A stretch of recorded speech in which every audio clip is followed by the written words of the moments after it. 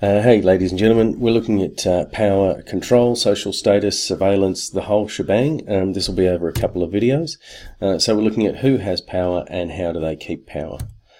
So in Metropolis, Joh Frederson is an autocrat. He is the only person in charge. He makes all the decisions. So his office is up the top here of the new Tower of Babel. It's a sign of his power, and it's part of the panopticon, which I'll go into in the next video.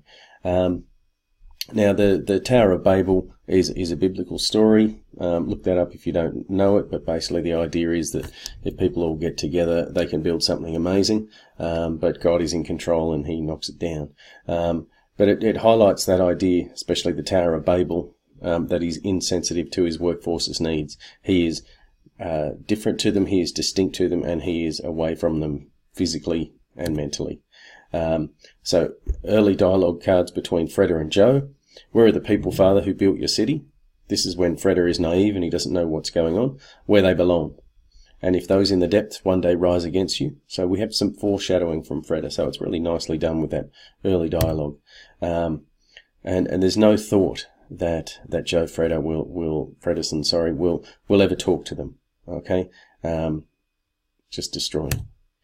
Even when his son has concerns about the plight of the workers, he turns his back to him and waves him away. There's really nice sort of acting and body language there.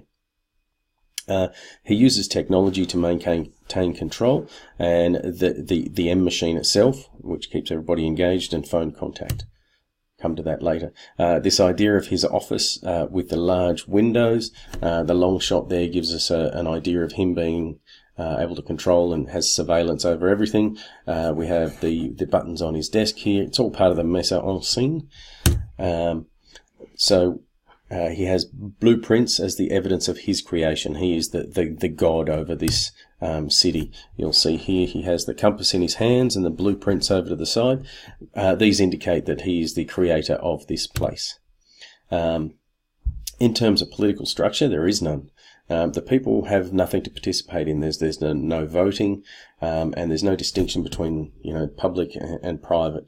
It really epitomizes the idea of authoritarianism. There's certainly no hint of bargaining between the classes. They literally are faceless bodies. They are given numbers. They have no identity. They have no voice. Even the ending, which holds the promise of a settlement between the upper class and the lower class, or Frederson and the workers, really doesn't give us any sense that they will be better off. In terms of political structure, we've talked about earlier, the pyramids and triangles are symbolic of the power structure, and they contextually are represented in Art Deco and society at the time. That it was a very hierarchical structure at the time. So here are some of our triangles. We've got it in the Robot Maria, through the factory, Robot Maria again, Robot Maria, in the last scene, and in the introductory title. So that representation of the pyramids of power is there the whole time. Just a nice little thing of what it actually looked like and how cool it was. So in terms of the upper class, the workers are juxtaposed with the Sun's Club and the Eternal Gardens. So we've had a look at that. The upper class have leisure time.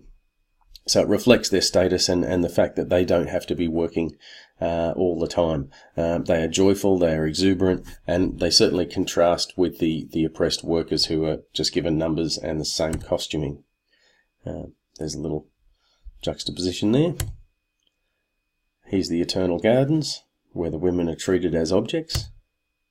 And here's really how the workers are treated. Just too much fun.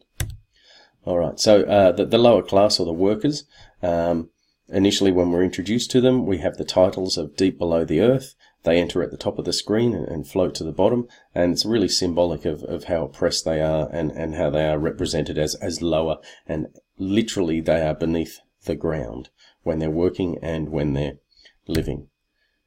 So there's their setting.